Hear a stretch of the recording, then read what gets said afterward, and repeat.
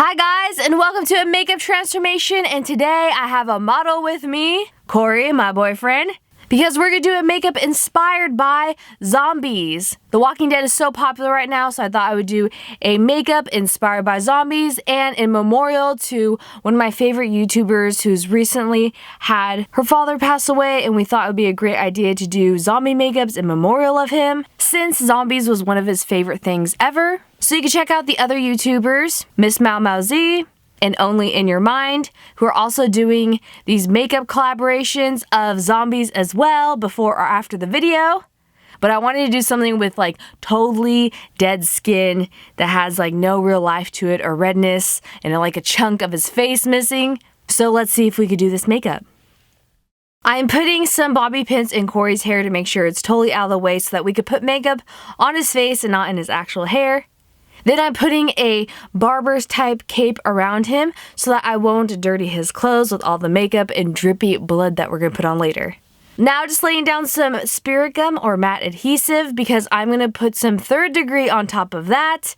This is a self-adhesive material that makes cuts, wounds, scabs, certain things like that, some burns and icicles on the face that I've done before. But I really want to make sure that it stays on there, especially on someone who has oily skin or who sweats more. You may want to put some adhesive on the face before putting down this 3rd degree material. If you haven't used 3rd degree, it's kind of like gelatin, but it's easier to work with. You don't have to heat it up and like make it boil practically. And so it's a lot more safer in my opinion on the face. And you have to do equal parts A and B and mix them together, not in the container itself. And then adhere them onto your face and shape them into different things. Using that 3rd degree to form a scab or a whole wound from the zombie's cheek to make it look like maybe he got into a fight with another zombie and the zombie tried to bite a piece of his face off, or his skin is just falling apart and his whole body is crumbling to pieces because he's decaying. Getting my Ben Nye Death Wheel palette, I'm going to get this light yellow tone. It's almost like a cream beige tone color, but it looks perfectly like dead skin. I'm going to paint that all over his face using a foundation brush, especially on his ears. You want to make sure you get it on the neck. You even want to put cream makeup in and around that 3rd degree scab hole in your face. And I'm even getting some of it in his facial hair to make it look less like a human tone, like hairs on a live living person. Hairs on the body kind of lighten a little bit when someone's dead. If you research corpses and creepy things like that or see way too many crime scene investigation shows like I do.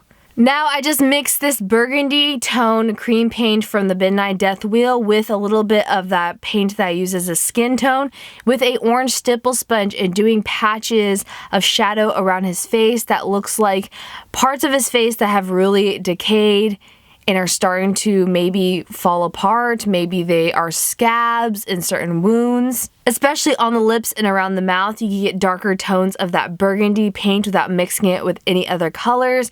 It gives great texture on the face and shadow. It kind of reminds me of Beetlejuice when he had the green mossy patches on his face, but a burgundy tone, and it looks great like bruises and wounds across the face.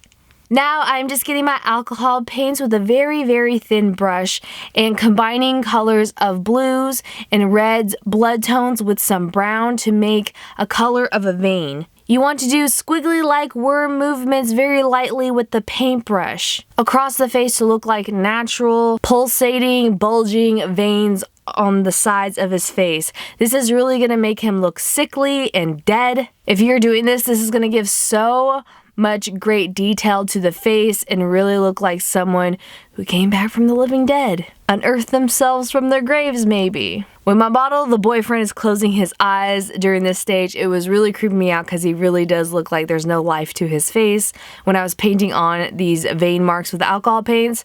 The reason why I use alcohol paints is because they are not only waterproof or water resistant, but they look the most natural and like the veins are coming from within under the skin. If you do not have alcohol paints, you can always use cream paints very lightly for the veins and stipple on some foundation color very lightly above that to make it look like that paint or vein mark is under the skin.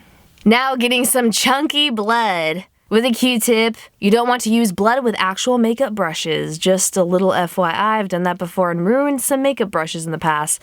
But you want to use chunky ones in that 3rd degree wound that we created, because it's going to stick onto the face better, and it's going to lay out areas that you want the blood to ooze from without it actually oozing all over the makeup and making mistakes. It's kind of like a layout a little bit, the thicker blood, and then I do thinner blood. Do a little blood in his nose, nostril. And I'm doing that, as you can see, on his mouth and on the beard.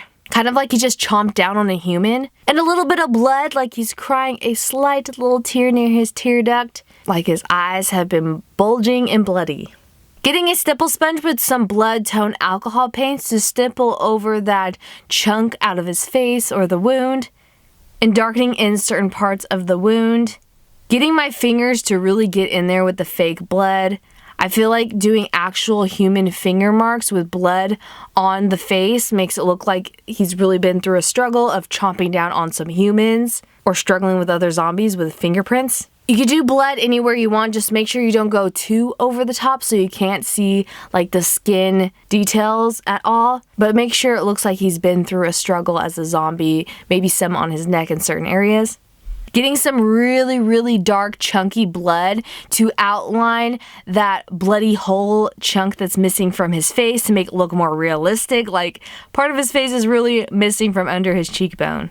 And now I'm going to dry off of his teeth, as weird as that sounds, to painted bloody red like he's been chomping down on human flesh. I think this just gives it so much more character and realistic effects, just like a zombie. Taking off his cape. And we are not finished there. You could be completely done with this zombie makeup look just doing this, but I decided to put in some white contacts in his eyes to make it look like they are dead, kind of like a glaucoma blinding effect when people get old and decay and die, as sad as that sounds.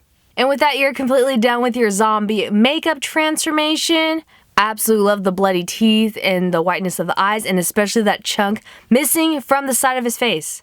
I hope you guys enjoyed this makeup transformation. This was so much fun to do. I think this is one of the most fun and successful times me and Corey have ever had filming together.